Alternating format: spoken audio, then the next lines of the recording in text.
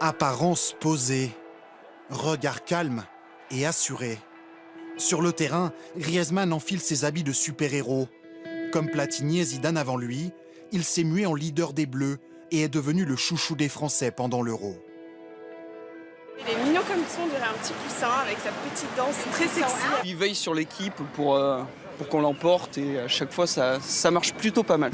Le chemin fut long et sinueux pour arriver au sommet. Griezmann grandit ici, à Mâcon, le foot chevillé au corps.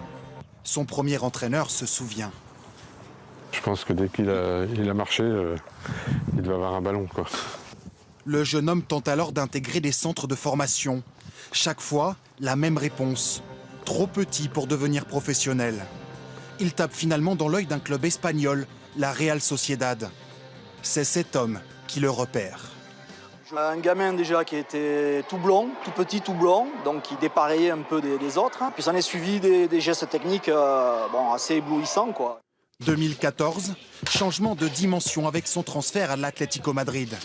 Malgré son 1m75 et ses 70 kilos, Grisou s'impose comme un grand. Il devient l'une des stars du championnat espagnol. Loin de lui donner la grosse tête, dès qu'il le peut, il retourne dans sa ville natale. Toujours disponible. Quand j'étais petit, c'était pareil, je voulais avoir des photos, des autographes. Donc ouais, et puis j'aime bien ma ville, donc on va faire quelque chose. Naturel, loin de l'image bling-bling de certains footballeurs. Peut-être le résultat d'un parcours pas ordinaire. Une fierté pour sa maman.